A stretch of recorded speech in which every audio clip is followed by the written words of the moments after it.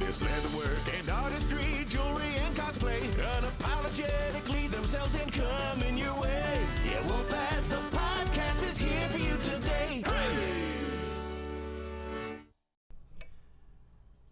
Good morning, afternoon, everybody in the world. How is everybody doing today? See, Peach has brought brought a fan club. Alrighty, so welcome to Wolf at the Podcast. This is a podcast where we pretty much bring on creators of all forms, whether they're jewelry makers, cosplayers, leather workers, whatever. So, basically, a lot of folks that are making incredible stuff, and we just pretty much sit around, talk shop, be like completely unfiltered, all that fun stuff. And today we have a really awesome person. He has been coming to my streams for a while. He's also a fellow leather worker, and a lot of y'all are here to see him and hear him from what he was telling me. Some of y'all for the first time actually seeing and hearing him. So let us give a very warm welcome to the Alpha Peach of Red Leg Leather. Good morning, sir, or afternoon in your case. How you doing today, man? Doing great. Yourself? Um, I just realized I had like a crap ton of caffeine, and as soon as I started it, like just all hit at once, and I was just like, yes, let's freaking do this. Hi, everybody. So yeah, all right. So we all know you as Peaches, and you just recently, I believe, started really kind of developing your leather side for Red Leg. Why don't you give us a little bit about yourself? What you do, and all that fun stuff. I mean, right now, all it is leatherwork. It's a hobby that I really enjoy. Ask any of my friends, anybody I know. I've been doing it for about a year and a half, and I just kind of went deep into it. Love it. It is the only thing I do now. My wife is no longer working, and it is fantastic temporarily. But Oh, this is all we do now. And I have some friends that are starting into it, and I just enjoy it so much. hell yeah, dude. That's a goal I got, is like in like a year, pretty much year and a half, is to get to a point where like I'm just streaming and doing leather work and maybe some like odds and end little things that I like to do. So no, that's awesome, dude. Like, and that was just recently, right? Yep, just happened. Thanks. Nice. Congratulations on that. hmm So, like, how did you get started with leatherwork? Oh, actually, it's funny. Stuff like this chair. I didn't know what leather was until things like this happened. My dog's chair over here is all destroyed, and that's how I learned about genuine leather and bonded leather. Oh, But fucking bonded leather. yeah, the bane of the existence of the leather world. It's like, But why? huh? So it's just like, why? Why would you make that a monstrosity? It's along the same lines as like vinyl. Like, It is. why? Exactly. The other thing that really kind of kicked it into gear was I have two kids, and you know, sometimes they get in those sizes where those in between sizes where nothing quite fits right. My son had issues with wearing some pants because they were too loose, and we could not find any kids belts. So made some, and we got them to do it, and they had fun. Their aunt came over, uncle came over. You know, good time had all around. Love it. Nice. So you kind of got your kids involved with it. Now you have like a son, a daughter, just the two, or Yes, just the two. just the I'm two? I'm not that kind of Mexican. No, I'm sorry. That's All right! Oh, that's fucking hilarious. No, no, no! Don't apologize for that. Like, that's the whole point of this stream, is we are unapologetically ourselves. You've been in yeah. many of my streams. Like, we say some off the wall shit. mostly in the like, is that weird as fuck? Yes, it is. Yes. Hey, what's going on, Murphy? Welcome back. Alrighty, so for I love the for the merce, fuck, I'm supposed to be running a podcast. I can't fucking talk. Oh, it's gonna be a day. Come on. So just for those that are watching and stuff, we're mostly just going to be chatting and just talking shop essentially. So I've got like just some rough questions that I'm going to be asking. It's going to be real casual. I'll occasionally if y'all have questions for either of us, mostly geared towards Peaches. Like, feel free to post them in chat. We will periodically answer the questions that are in chat. And if you have to leave, don't worry. I will be posting this podcast on my YouTube page, Wolf at the Workshop on YouTube. Today I'll be posting my first episode, which was with Draxel Jewelry. And like, there's actually a part where like I actually got to play with the editing software because my bit rate in frames just dropped like hard. Like, it was like 75% drop rate. I was like, oh my god, I'm dying. And so I did the little fun little like technical difficulties thing in the middle there. Doesn't last very long, but so hopefully we won't have that issue today. I know my internet went out earlier, so let's hope it doesn't do that again. Fingers crossed. So we kind of got an idea of how you got started. So you've been doing this about a year and a half. Mm-hmm. Awesome. And how long have you been doing it professionally? Like, just like very... man. Technically, professionally, I mean, a month ago, probably. We're starting to gear up, ramp everything up. We've got some dies coming in. We've got a little clicker press. I've got a friend over here, Speedster, actually. He's amazing. We started doing this together because he needed something to do also, and something for us to do together. But we, about a month ago, started prepping to be able to actually start mass producing some things, because I might end up having to go the wholesale route, which is a beast onto its own. Nice. But looking forward to that. So we've got some dies coming in, and trying to make stable, consistent products. Yeah, that's a big thing, because one of the things, like, especially in the leather world, you essentially nobody.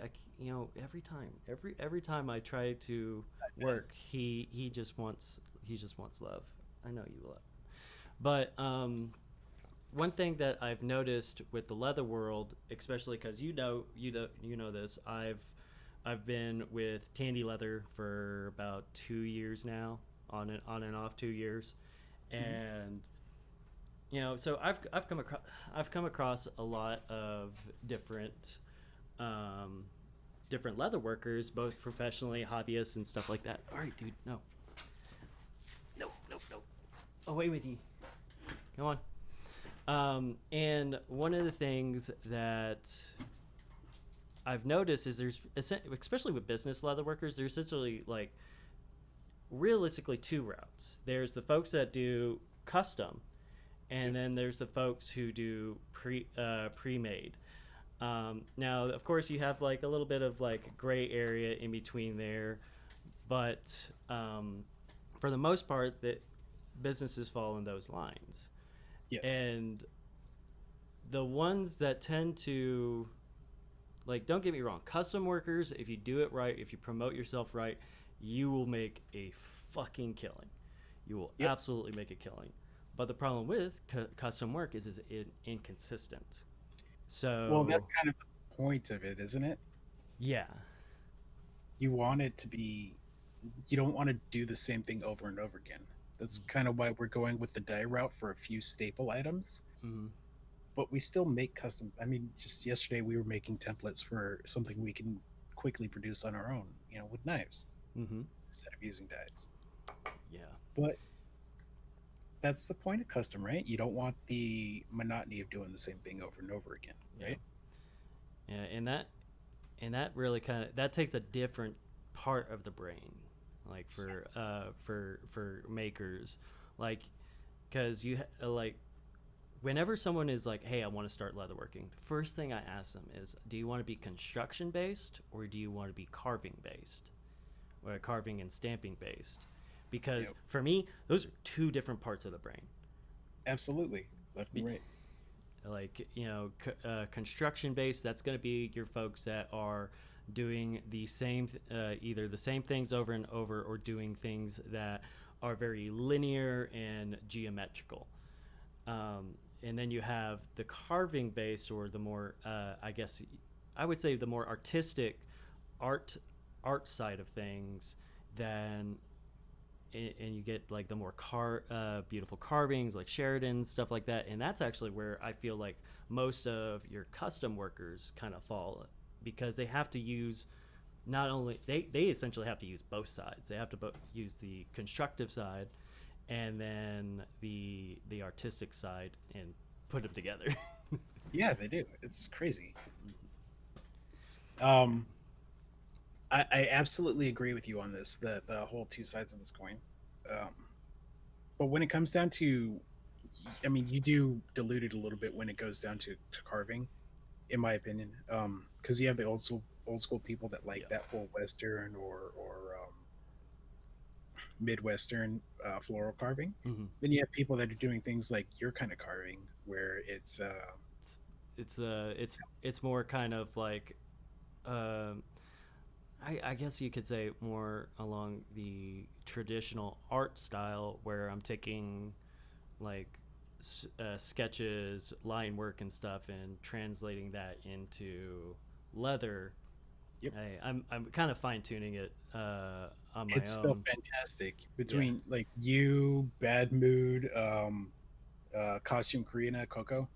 I Mm-hmm. mean, then, I mean, what each of you does is amazing, but I think each of you also has some really, really solid strengths that edge out over everybody else. Like, I don't know anybody else that can paint leather like Bad Mood.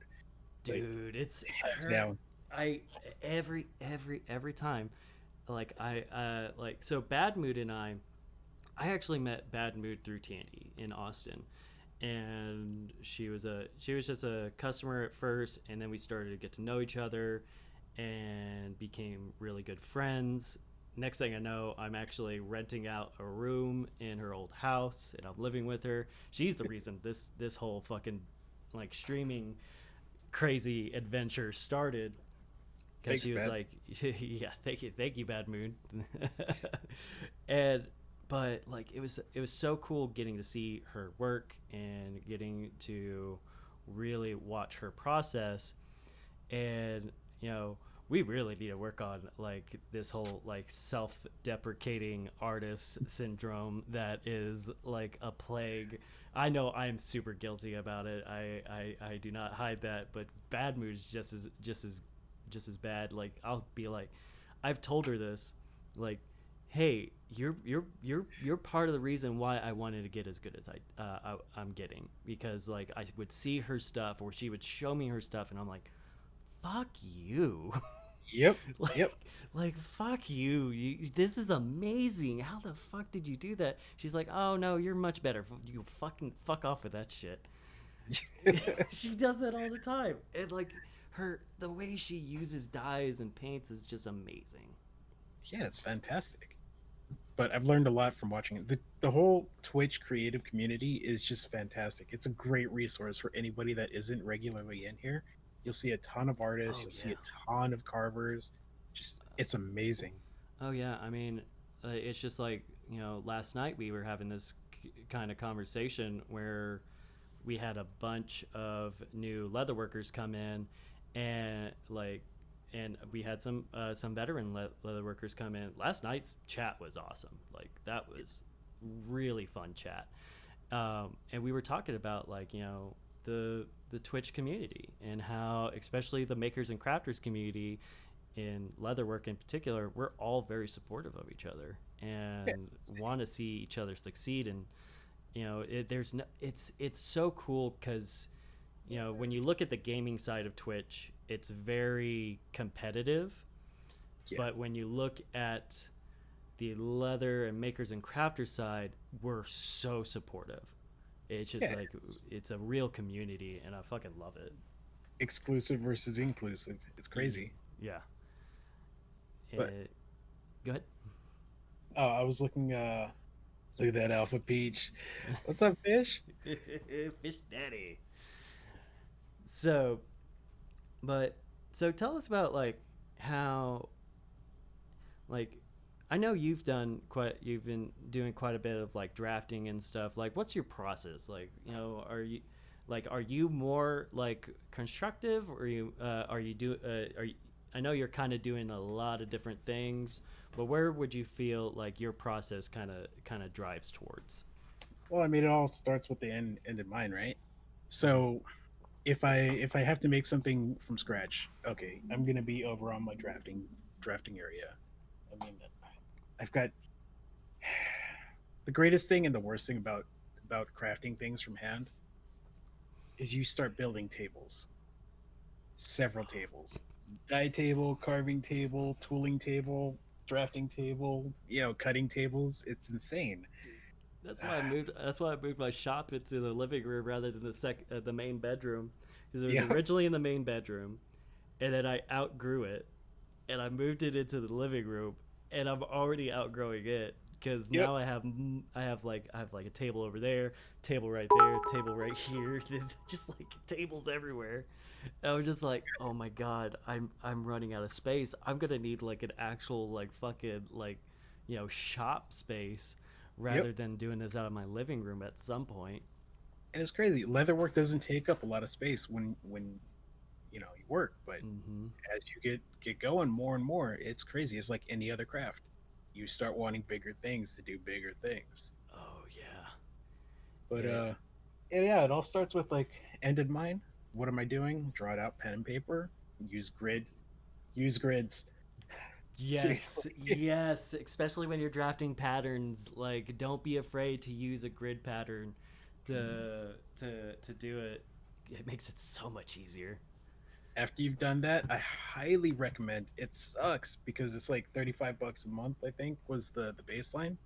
But Adobe Illustrator, once you've gotten a handful of patterns that you like the way you do them, measure those jokers, draw them in Illustrator, pay the 1 month, just lump it all together, make your patterns out of that, and call it good. You can get your dies made that way. You can get any kind of logos put into Oh, like that's brass. Like, do what you guys can. Like, just try to minimize your overhead as much as you can when you guys are doing this stuff. yeah. Like for me, I've got like, you know, I'm still on Follow. like a bunch of like paper and like cardstock patterns, which I Mhm. want to eventually get away for. And I've thought about this, like reaching out to like Maker's Leather Supply and seeing if they'd be willing to make a custom acrylic template You for. know, if anybody's probably going to do it, it's probably them. Yeah, it's Without trying. probably Aaron and them. I mean, they're luckily they're still like, I mean, they're getting much bigger, especially with their partnership with Tandy and doing a bunch of, especially with these templates. But Yeah, I and was, bakers in Australia. yeah, oh yeah.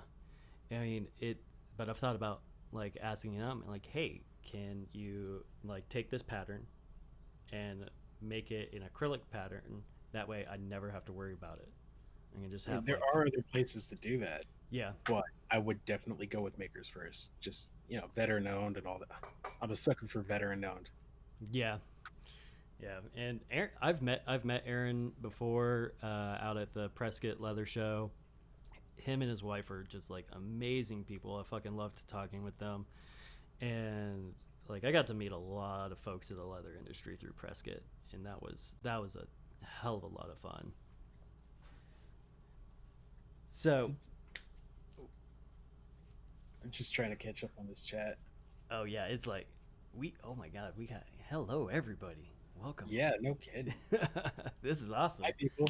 You guys are amazing. Thank you guys for joining. Thank you so much.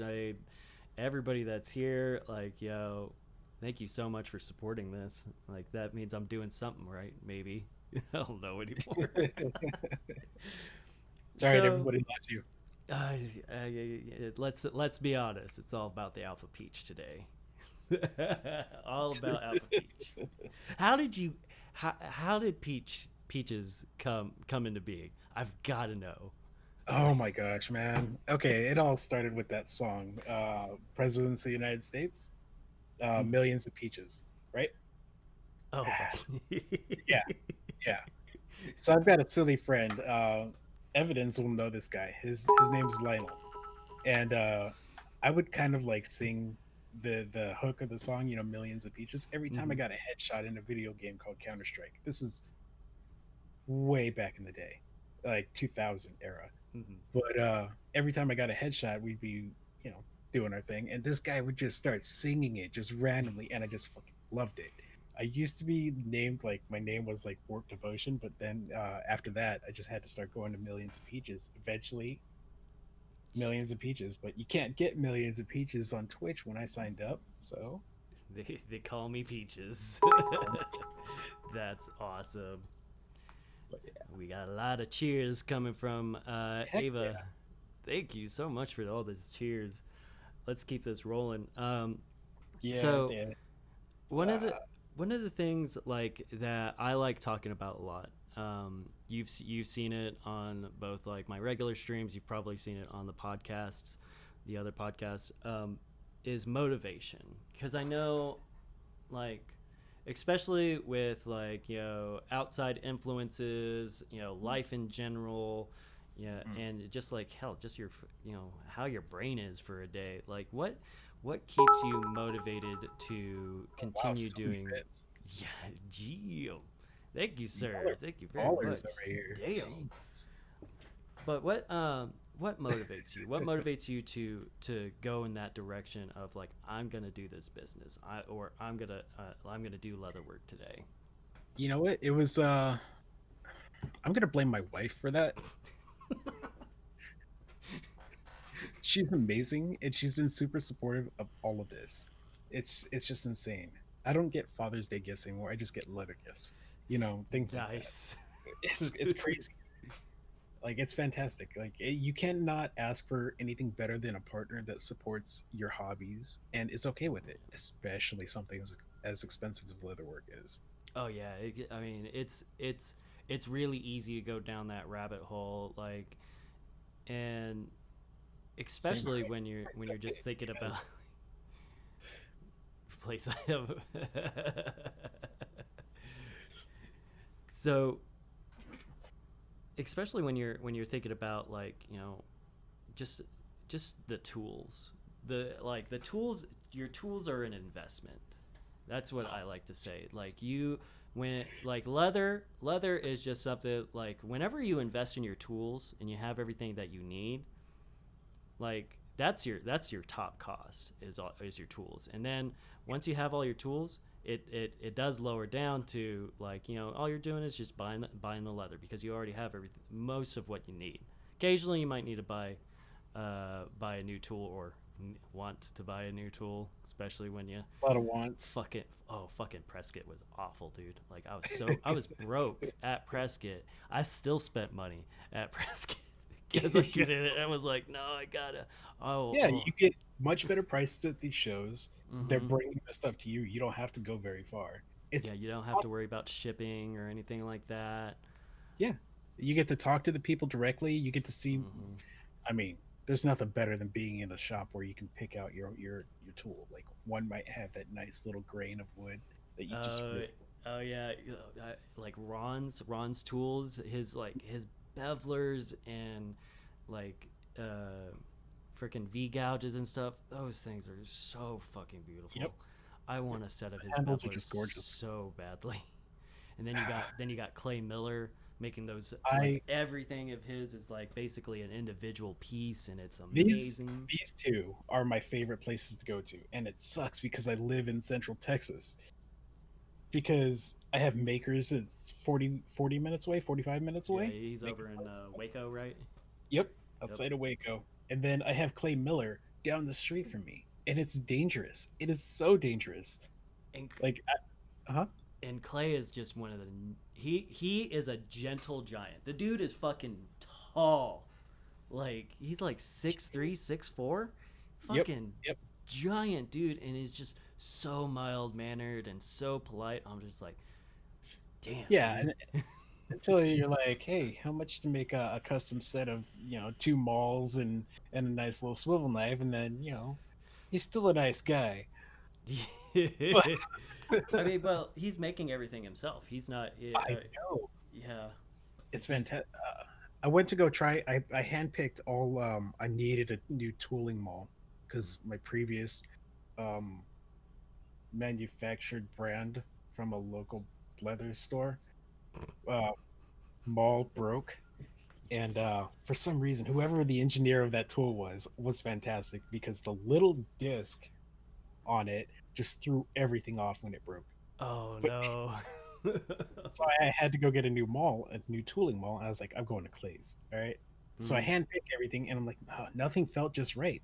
That dude went in the back and shaved off to the exact ounce that felt perfect for me, and it's sitting back there, and it is amazing. I will eventually get one of Clay's tooling malls. I'm still using my like freaking I have it right here. My my yellow tandy mallet. But the thing is with this mallet is like it's that right weight for me.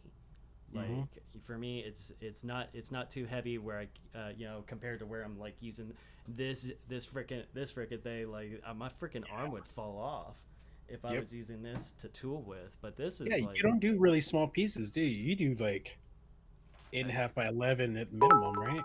yeah. I mean, occasionally I'll do small pieces like my wallets and my Wow, so many bits. oh hey more bits. I mean, occasionally, I'll do wallets and dice trays and stuff, which are smaller pieces. But for the most part, lately I've been doing the 8.5 by 11 pieces just because I want to practice. Yeah, Yeah, that's it's all I do. fantastic. It Just gives you practice. enough room to be able to make something really nice and practice really well. Mm-hmm. Apollo, what other shops outside of LA are there besides a Tandy? I mean, I've gone to Angela's place in I think it was Santa Fe Springs. The Angela's And dye or paint place. paints, yeah. That place is awesome. Oh, Small for the shop, but the warehouse is huge. oh, Angela's. yeah. I fucking That love paint that. is amazing. I like this guy right here, except for the red along the outside. It's all done with Mhm. Angelus, Angelus and Antique. And the fucking awesome thing about the Angelus is they have a natural resist in them. Mm. So once they're completely set, if you antique them, for the most part, it's not going to discolor. Like some of Yep. their lighter colors, like the whites and stuff, you do want to put like a resistor on top of it.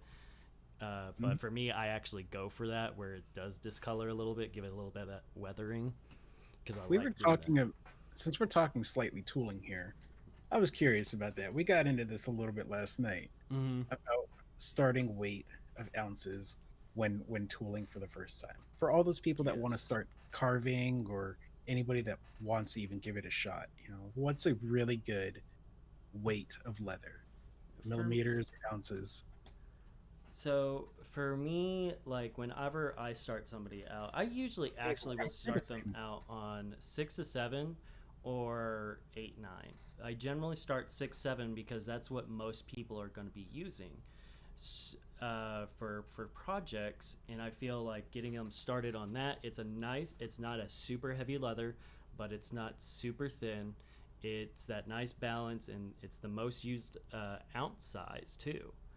Is it? So getting them started on that will actually gear them up better for their projects, and it's not a far transition from 6, 7 to 4, 5. It's not that far of a transition. Now 2, 3, no matter what you do, you just need to practice. 2, 3 ounce carving is a bitch, and Yep. it is all about just get your hands dirty. Get your hands dirty and just do it. Yep. But like when you start at that, this is just my logic. When you start at 6-7, you have an easy transition to 4-5, and when you go to like heavier ounces, you know you have no issue at all. And it, but you know I tell people this all the time. You can start at whatever ounce you want realistically, and it's just about getting the practice in, learning how to control your depth, and maintaining consistent pressure when you're cutting. Because once you can achieve that fundamental state of maintaining pressure and depth, it doesn't matter what you're doing as long as you follow the rule of like don't go more than halfway through your leather.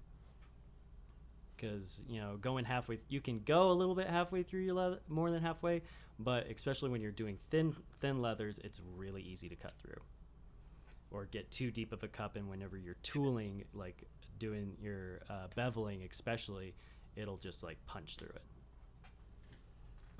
Hey, Hut. But that's my recommendation, is usually 6-7 to start out with.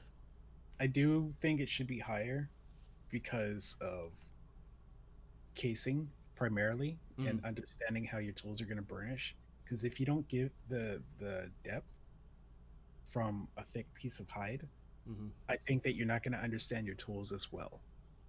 Yeah. That's primarily it. It's just a main practice of, for me, I'm not the greatest tooler by any stretch of the imagination. You were way ahead of me on that. So is Pax. just a lot of practice, dude. That's all it is. But I do think that I get the best results when I practice on thicker pieces, even if I switch over to a little piece, like that last panel that you saw for a journal cover. That was 2-ounce leather. It's pretty hard to get that kind of depth out of 2-ounce leather. Yeah. With not as much experience as you might have on it. But I wouldn't be able to do that if I didn't understand my tools better. Yeah.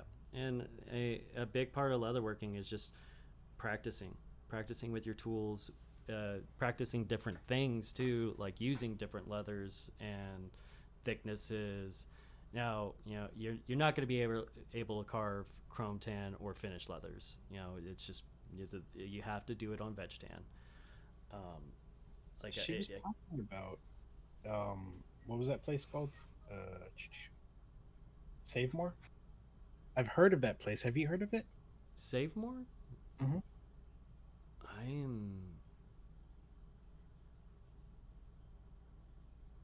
not sure. It doesn't ring a bell. Save More Leather. I can't say I've heard of them. I believe that's 4 mil is 10 ounces.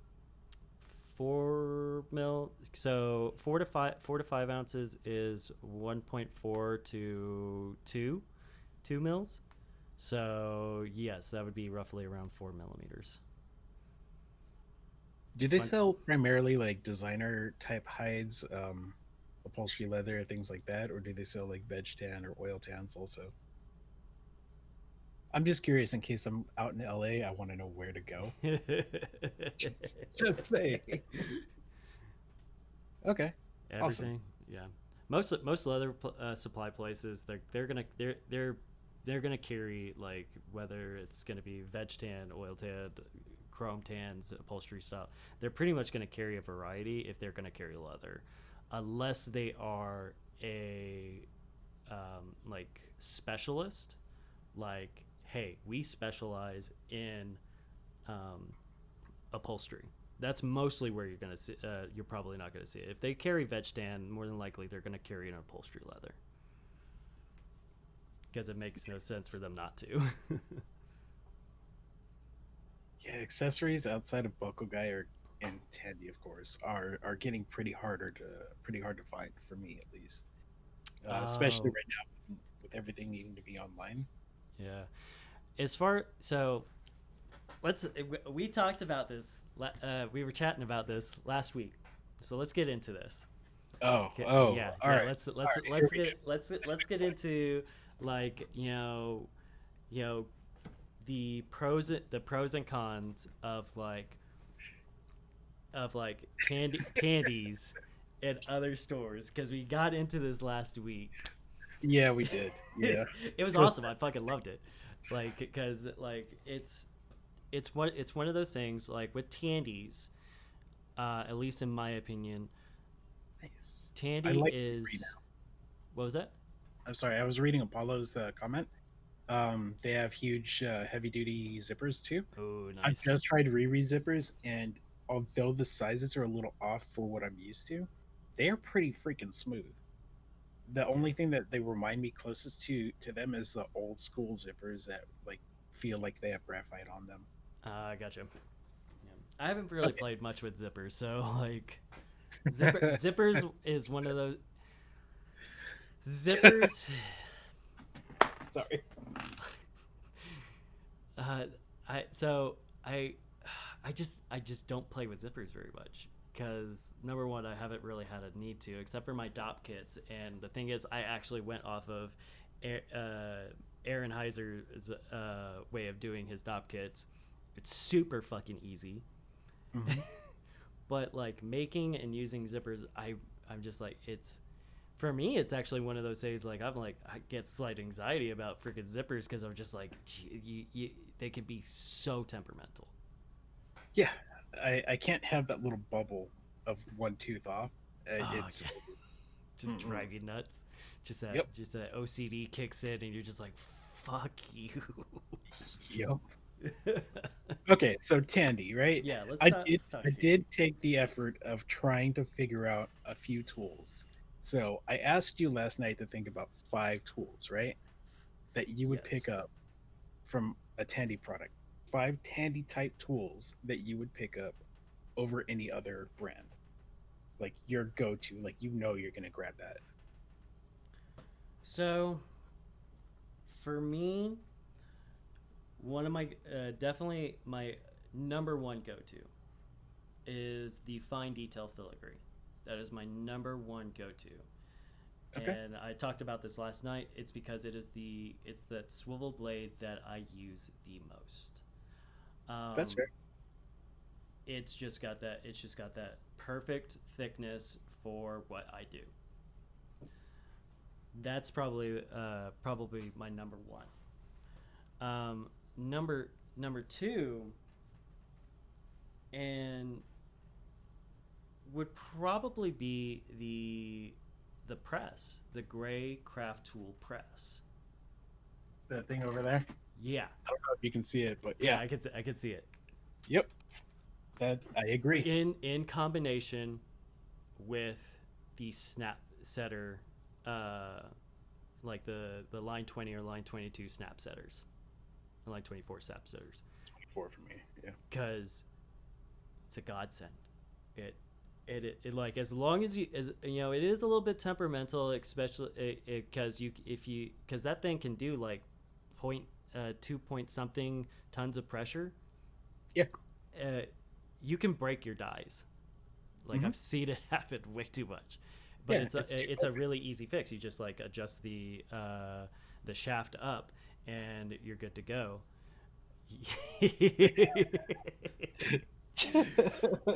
But you just adjust the top shaft, and you're good.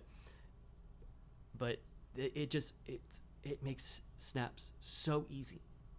Yeah, it does. So easy. Because I I had that hate setting actually on my snaps by list. hand. I've destroyed hundreds of snaps trying to set them by hand. If you God damn it, Kate. Yeah. We're a bunch of fucking kids. Just like, We're all 12. The It's fucking okay. dick jokes. But yeah, the snaps, that was one of the things. Like, I really didn't want to get a press, and then I got an arbor press, and I was like, the arbor press is going to be enough, right? I hated doing snaps so much that for the Christmas sale, I had to get that. It was such a good deal for a Tandy thing Yeah. that it was worth the investment. And I only have it set up for line 24 snaps. That's the only set I have for it. And it's worth its weight in gold. Yep. Like, it really, like, when I have got business clients that are like, I'm thinking about getting the press. I'm like, do you do snaps? That's the If only you thing. like, if you do eyelets too. If you've never, if you haven't played with the way to set eyelets with it, so Mhm. most folks use like 3/8 or 1/4 inch eyelets. Mhm. I have tested the 3/8 eyelets in 10 to 11 ounce leather, which it's smaller than. Yeah. I So put it it. really compresses it down. I put it in the press, and it set the eyelet in 10 to 11 ounce leather. Because the Did way you that ever consider beveling around the hole that you made for it first? we did that, but I wanted to test a theory out. Like, I wanted to see, hey, do I have to bevel it if I'm using the press? And the press will actually, what it does is, the way the die is cast is basically it compresses the leather around the top of the eyelet and folds it over, so it actually has something to catch onto. Nice. And I was like, this is a fucking game changer. I Like, never had for an the issue eyelets. with eyelets, but I might have to Eyelets are consider it. easy, I don't but think that's enough though. like, if you're doing like really thick stuff and you're like, I have to do like Hey, that Sauce. smaller one. Hey, what's going on, Sauce? Is a game changer. So Yeah, absolutely. Okay, so that's two things, right? that's You got the filigree and the I've press. got filigree and the press. The burnishing machine is really fucking handy, because which one? the burnishing machine. If Okay. you at least for me, because I do a lot of stuff that requires burnishing, like my wallets and stuff. And Hey, Bad Bird. yeah. Oh, hey, what's up, Bad Mood? What's She going heard us on? talking about her. Your ears must have been fucking burning. Yep. So, but like, the burnishing machine is actually really, really useful to me, especially the sand. Not only the burnishing part, but the sanding bit. If you're doing a lot of wallets and like things that require burnishing and sanding, it's a good investment. Um, I can get behind that, but I'm still gonna grab a Dremel. I just, for me, I'm just, I don't, I have it right here, my freaking slicker. I'll hand slick things all the time. But I mean, when you're doing a bunch of stuff at once, being able to just grab and go makes a Yeah. difference. If it's just like one project, like my my small little a small little wallet real quick, I'll do it by hand. It's not worth busting out the machine. But if I'm doing a long piece, like a belt, for example, doing this sucks. I mean, But you do have the grab a you do have the Dremels, yeah. So I've got the filigree blade, which Bad Mood actually turned me on to. She's Fantastic the one that choice. turned me on to that. The craft tool, the press, the burnishing machine. I definitely use my chisels a lot, but I haven't invested in better chisels yet, though I haven't needed to. But I wouldn't put them on there. So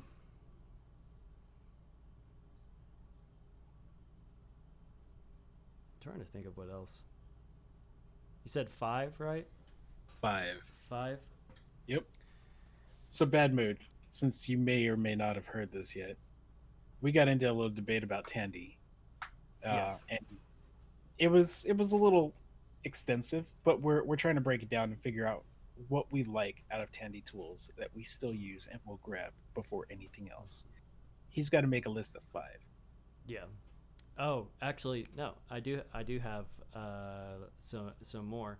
The pedal lifters, the Craft Pro pedal lifters. the Craft Tool Pro pedal lifters. Yeah, the discontinued Those are- ones. Oh, the ones that are straight rod. Can you bring those closer? I can't see that. Yeah, Yep, like those are actually solid.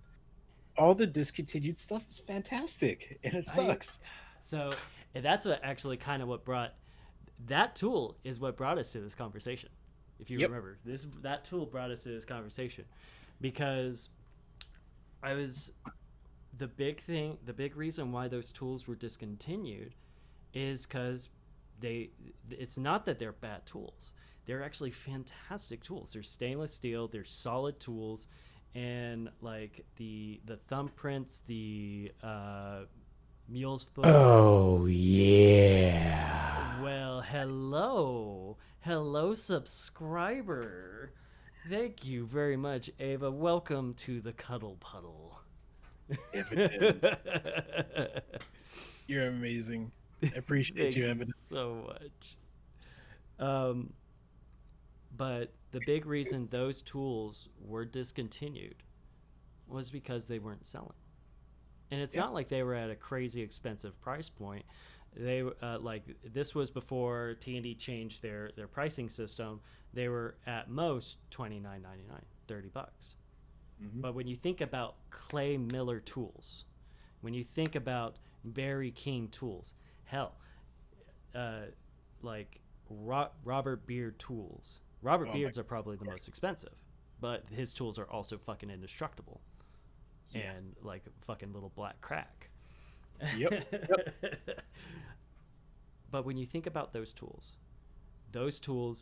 at the lowest are 35 to upwards of like $100 a tool. And then you have the Craft Tool Pros from Tandy, which are really good tools. I mean, the pedal lifters are some of the best lifters you can find out there, and you can't find them anymore Nope. because everybody who has them is going to hold on to them until they fucking die. Yeah, and then you have the people that don't know anything about it putting them in a lot on an estate sale. Yeah. But the thing is, with the Craft Tool Pros, they were discontinued because they weren't selling. I would sell people these tools. They were too expensive. And that's when we get into the demographic part of Tandy's. When we start looking at what the demographic that primarily buys at Tandy's. Yes, you have a lot of professionals. Yes, you have a lot of businesses that buy through Tandy's. But Yeah, a good, it's great. It's a good starting point, and it's a good intermediate point. We still Yeah. all go there for hardware. Oh yeah, for hardware and like I mean, it is literally a coin toss as far as leather wise, because I could go into a huge conversation about leather and Tandy's and competitors. We can go to a huge conversation about that. But as far as tools, Tandy tools are geared for beginner to intermediate leather workers. Hands down. Hands down. And the like the Craft Tool Pros, those stamping tools, they were discontinued because the demographic wasn't buying them. It's not because they weren't great tools. It's not because they were faulty or anything like that. It's just the demographic that Tandy sells to, primarily tool-wise, doesn't want to spend $30 on a single stamping tool. And it, There are a whole lot of facts going on in your chat right now. what's going on? Facts. Facts.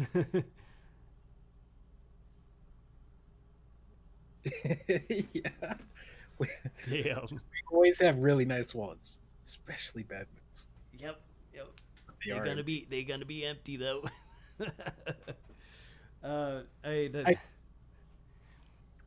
But full of moths. Just open it up, just flutters out. Hey, Bad Mood, you should like have like little leather moths in your in your wallets.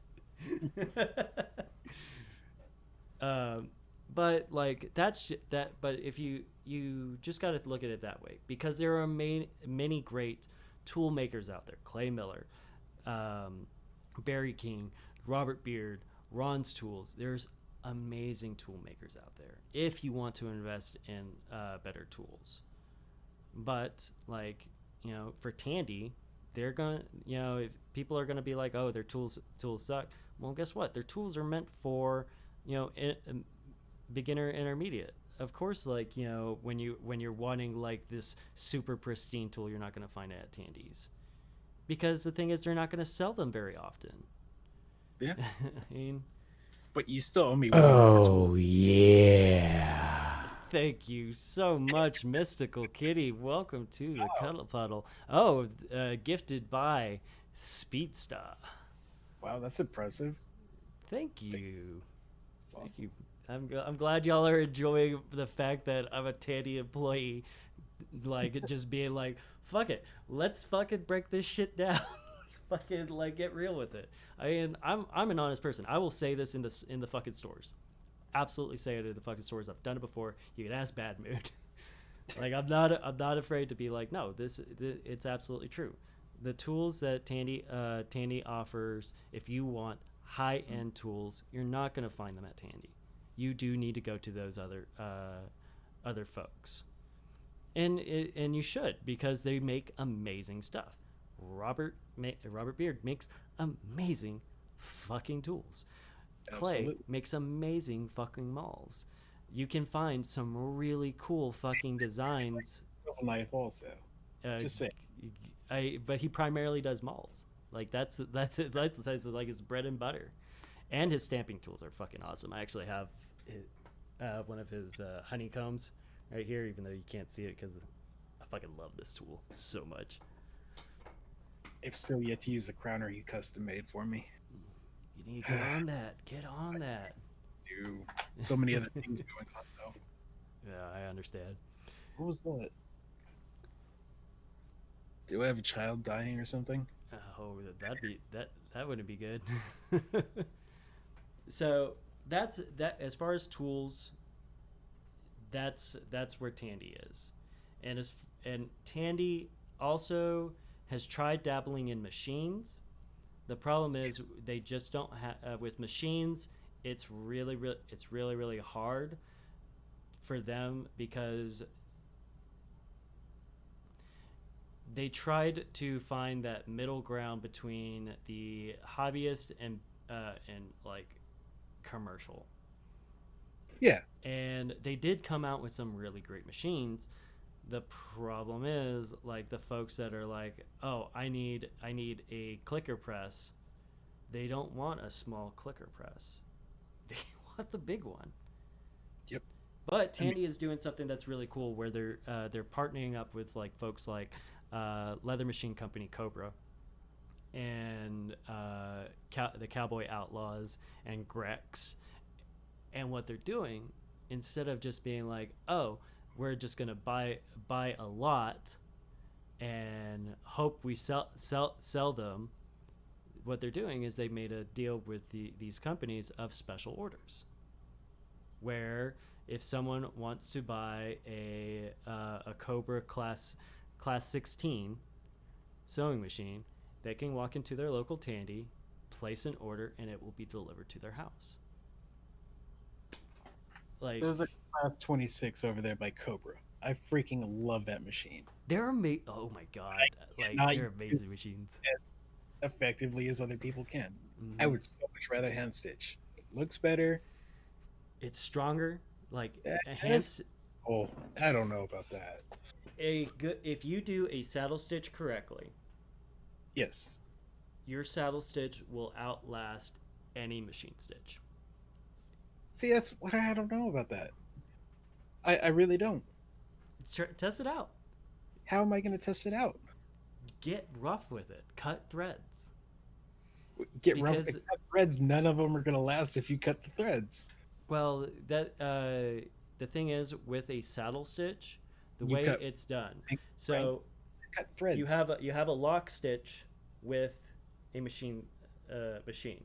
You cut Yep. that. You can basically Rebels. pull that thing open like a feed bag. I tested it on the black. Ah, dang it! But with a saddle Just stitch, my the my way piece is an example for that. I yeah. did cut one of them. I cut it just straight in the middle, the first two stitches after I machine stitched, and tried to rip it apart. I still couldn't rip it apart. Mm, And I don't know. I might be like what, five, five, 5'6", something like that. hmm I might not be the tallest guy, but I am a little bit strong. yeah. I still couldn't rip that Joker apart, and it was machine stitched. I tried it with a hand stitch. It's Well, that's still the just wonderful thing about the fucking Cobras. Like you, if you have the tension on point, yeah. like it's a tough stitch, but it's still a lock stitch. And with a saddle stitch, you are how you're supposed to do it is you're supposed to go over the top thread when you're going back and forth. So you start with your top thread and you go over with your back thread. It's supposed to lay over it. So Yeah. whenever if this thread were to get cut, this one's not compromised. Yeah. That's the biggest difference compared to a lock stitch. Even with a good a machine, over time that stitch is going to that tension is going to fail because of the nature of the lock stitch. Because when you cut it, both of them are gone. Okay. I still Yeah. have yet to see it though. I don't deal in equestrian goods or anything like that. Horses scare the crap out of me. And that's a big part of where you're gonna see it is like yeah you may like on it's gonna be mostly in your heavy use items like a bag or like equestrian stuff or like utilitarian items. You're gonna see that mostly. What's wrong with sewing machines? Bad mood. Fucking hate sewing machines. Don't you I have one in your house right now? technically I have like 3. Uh, uh, two so of much. them two of them are broken though. I have to fix them. That's the only reason I have them. It's because they're fucking broke. Yeah, but so that's one of the good things about these industrial machines is they're easily fixed. All it is a little mechanical knowledge and getting the replacement parts for it. They're Mhm. pretty hard to break. Yeah. You can break, pretty hard to break. Though I mean I do like the Stitch Master. Like the Stitch Master for a light sewing machine is actually a really good machine, and it's fairly easy to use. It's very similar to like the way a Cobra is. Like it's a servo motor, it's a pedal. You control how much you're going. I really want to get it on more Cobras and play with them. I think the 26 is mislabeled as a light to medium. It's more of a solid medium Yeah. machine. I think the Stitch Master is aptly named as a light duty machine, and I It think is. I wanted like that for something like mass producing wallets or something. Yeah. But The only thing is like for me, I just I like how my hand stitch looks. It's very zen for me too. Like I can hand stitch all day long, and I'm fast at it. Like Bad Mood and I actually kind of one You of the times she was here, we kind of raced a little bit. It wasn't really much of a we weren't really being competitive, but in my head I was like, I got you, like a fucking dumbass. But has anyone tried that Chinese leather shoe patcher or hand crank machine? so that's gonna be very similar to a Cowboy Outlaw or Tipman. It's the hand crank machines. They're super prone to miss stitches and just like getting fucking jammed up bad. I do like with the hand cranked machines. Just invest in a good one. Don't go with a cheap one because you will get what you pay for. What is it? Yeah, Aaron, he definitely advocates that whole buy once, cry once philosophy. Yes, no, I'm the same. I'm the same way. Like, if you're gonna invest in a sewing machine, like there are very good brands out there that are relatively inexpensive. And then you have the really cheap ones, which are very, very tempting. Don't do it. Oh, Don't do it. Just go ahead, take the time to do a little bit of research and find a well well known decent sewing machine. Just go ahead and do it. It's going to be worth it in the long run. definitely, definitely get some wing dividers set to your curvature or straight line there. Yes. You want to get straight lines. You know, if you it depends on what size or how many prongs you're using with it or how many teeth are in there. I don't like stitch groovers personally. I think that they just reduce overall quality of the product. But yeah, mark your line. If you're doing straight, like Yep. your example is straight, yeah. If you're using four prong, five, six, whatever, just Hmm. get your initial in there along the line consistently, and Yes. then do like three teeth over and have everything else overlapped in Yeah. there and continue straight. Yeah. For me, like what I'll do is like I actually like using Stitch Groover. I haven't had any integrity issues with it with that. I Um, through. so for me, like I'll use a Stitch Groover to map out my stitch lines. If I don't, I'll use a wing divider. If I like say I don't want that groove, because there are going to be times where you're not going to want your groove. You're going to want that thread to sit nice and pretty on top of the leather.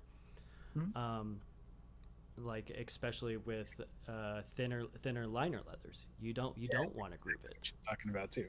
Yeah, I don't because a lot of the things that because for this year and a half, pretty much everything I've made, I try to give away. I make just it's so much fun to be able to give somebody like a custom made or handmade leather product, right? Yeah, But a lot of those things are like, wallets, like everybody starts in yeah. on. And we're talking maximum thickness of like 4 ounces on the back, right? 4 ounces for your main piece is Yeah. the thickest I'll go. I won't go Yeah. thicker than that, unless Yeah. it's a So roper wallet. I might go 6-7 on a roper, good just grief. because it's That's just chunky. well that I'm also using 2 to 3 ounce pockets. And Aaron actually the reason I've started doing this for my ropers is because of using Tyvek. Oh god. Using Tyvek to create pockets. Aaron does this amazing explanation of it though. Like at first, when I was looking at Tyvek, I was like, I fuck no. I'm just gonna do pockets. But if Yes. Spencer loves that Tyvek stuff. I cannot stand it. Okay, sell me all this. okay, so it's how he creates it. So what he does is he takes 2 to 3 ounce. He takes two pieces of 2 to 3 ounce and he puts them together. When he's making his Tyvek, which is going to be your front piece, he cuts his slits and and then he takes double sided tape. Aaron it loves double sided tape. He uses that stuff religiously, and it Mm, is great stuff. And I do believe it has great application for certain things. Tyvek is a yeah, perfect example of when you want to use it. So fair enough. basically, what you're gonna do is I'm you're with just her gonna on mark this your one. lines. What was that? I'm with her on this one. Well, I mean, it's just a different way of doing things. True. Whether it is the right way for uh, No you to wrong do way. it, yeah. Remember, ask 5 leatherworkers one question. How many answers you gonna get back? At least Well, 12. right now you got four. Yeah, exactly. You get every leatherworker is gonna have at least 2 answers. Some of them are gonna have 3 to 4. Yeah. It's personal preference. Exactly, that it is a personal preference. But the cool thing about the way he explained the Tyvek, I thought was awesome, and I'm willing to try it again. because of the way he grids it out, which works very well for my mind because I actually am more constructive based because Okay. I can't draw. I can fucking carve like a motherfucker. Don't get me wrong, Talented, but I actually don't know how. I am a terrible drawer. So, like, the way he presents it is in a grid pattern, and you basically cut your slits, and then you do foldovers, like yeah, almost like an accordion. almost like an accordion. Then you take your back piece, and you contact cement the edge, glue it together, and Tyvek's tough shit. It really is. It's a house wrap. It's water Yeah. resistant. It's durable. I mean, people are making full-on Tyvek wallets out there Mm-hmm. just because they're ultra thin and ultra strong. But that is the beauty of Tyvek. If you want to go the route where you're like, I don't want to do multiple individual pockets, I Mhm. want to do something that's super thin and very minimal. Yeah, Tyvek is a great way to go. yeah, it's a very clean look. I have no issue saying that. I It like is a the personal preference though. Absolutely, personal preference. exactly. That's my whole thing is Kangaroo's amazing for that. you can do thin and strong in leather also. Yes, You absolutely. can thin it down completely. You can sky the edges. You can form it. I don't like the little particular. I'm not particularly fond. I can't say I don't like it. I'm not particularly fond of the little bubble that happens when you start layering on that accordion. Especially once you start putting stuff in there, then you get that little, that little hump in the middle of your. Yeah, You I get your can see little them. stay in your roper wallet. Yeah. You don't want that, in my opinion. Yeah. I think it's a little better to do full pockets, but there are lots of people that prefer to do it the Tyvek method. Yeah. I know Speedster does it, and it's annoying. But if I ever need anything made in Tyvek, Just I call him. like I will take the drive and go drop it off, or he can come over. Tyvek, I don't do Tyvek. I'm terrible at it. It might be why I don't like it, but he's good at it, so that's where it goes. And I mean, again, comes down to personal preference. And if it's not broke, don't fix it. If you have a successful light, like Bad Mood, you absolutely have a super successful way of making your pockets. You're fucking great at it. Yes, she is. Don't fucking change the way you do things just because someone's like, oh, I think this is a better way. Fuck No. off, dude. Try it out, though. Try it out. If you don't like it, fuck it. Hey, whatever. I tried it out. I know it's not for me. For me, when I first played with Tyvek, I wasn't a big fan of it, but now I'm gonna try it Aaron's way just to see if I like it. Oh, you're fucking amazing. You are like the most amazing leather worker. Your fucking dye work is on point. Your So- carving so is so ever- great. Oh my god, Bad Mood is the fucking badass. Gorgeous, gorgeous work every time. So good. You fucking yeah. You missed it earlier. We were we were talking about like we got to get rid of this whole deprecating self-loathing artist. Yeah, big cat, get at her. We fucking love you, Bad Mood, and you know it. I fucking Yeah. miss your ass. Still upset I didn't get to go and hang out with you, but it's cool. It's just schedules. Yeah. But So oh yeah, you still owe me a fifth.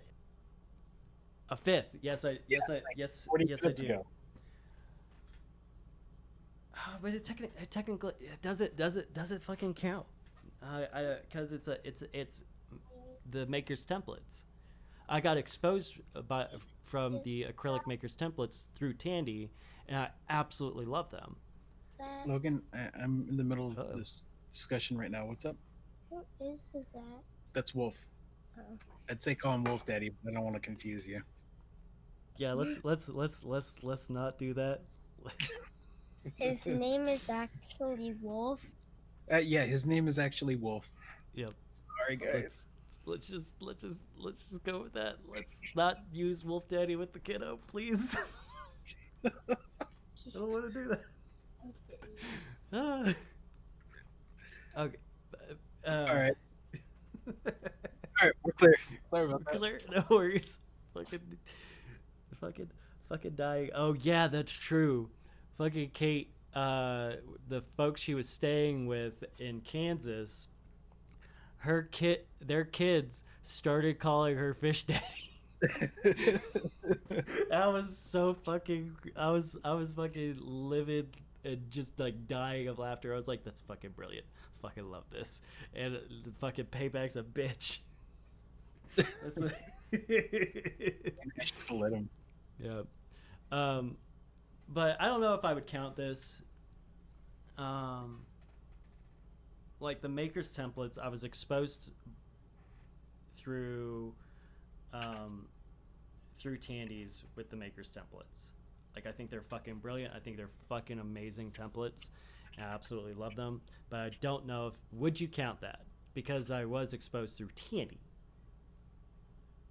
Would I count what? Like the Maker's leather templates, the acrylic templates. Would you count that, or would that be kind of like a gray line? Because I would absolutely grab one of those. Okay, so because when you say templates, you're talking about a whole bunch of different things. I don't think that counts. We're talking Individual Sure. tools. Got it. Okay. So I guess my next one would actually be my fucking yellow mallet. Okay, that's But right. this is 'cause- also discontinued. They discontinued the freaking heavy one. yeah, go They kept figure, right? I sold more of these because they're fucking great. These are actually like decent fucking mallets for, relatively inexpensive.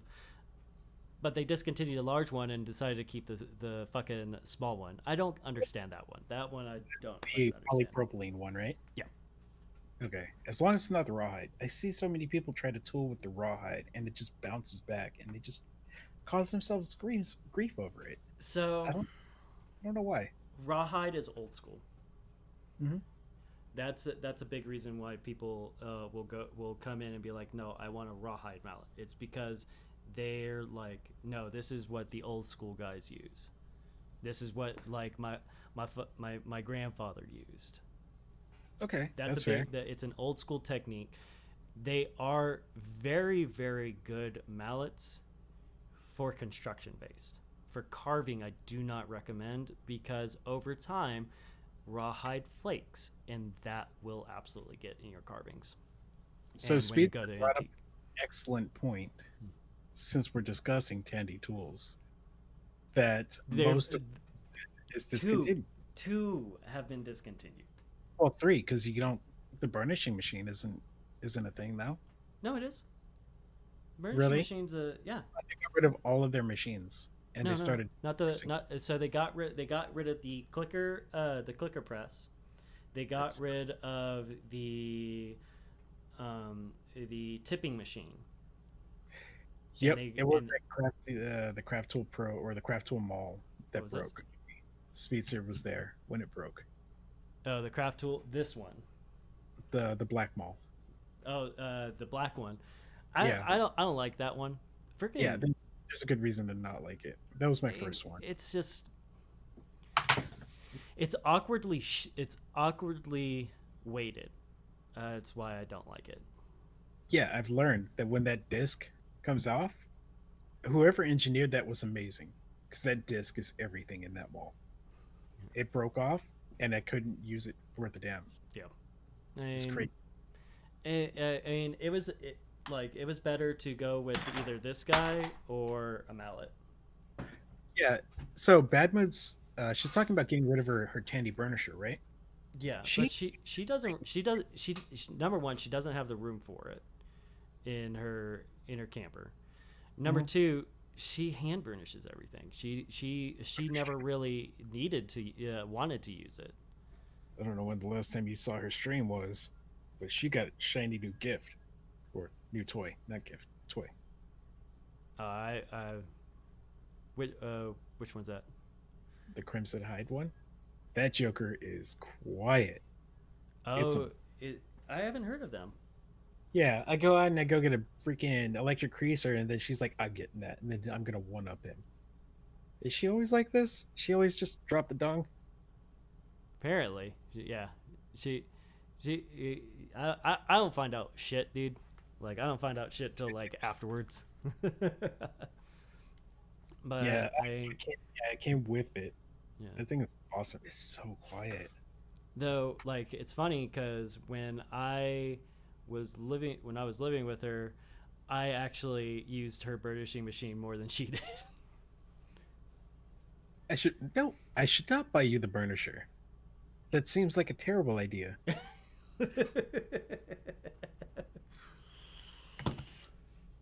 You gotta sell them on it. Oh, it doesn't take much for me to buy tools. It really does. Fair. It's unfortunate. Yeah.